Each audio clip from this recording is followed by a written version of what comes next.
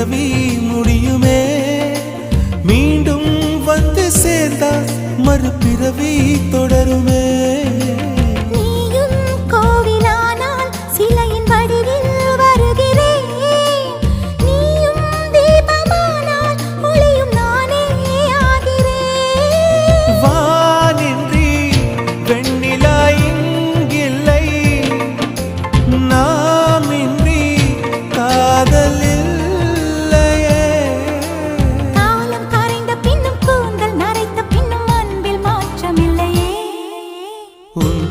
சொல்ல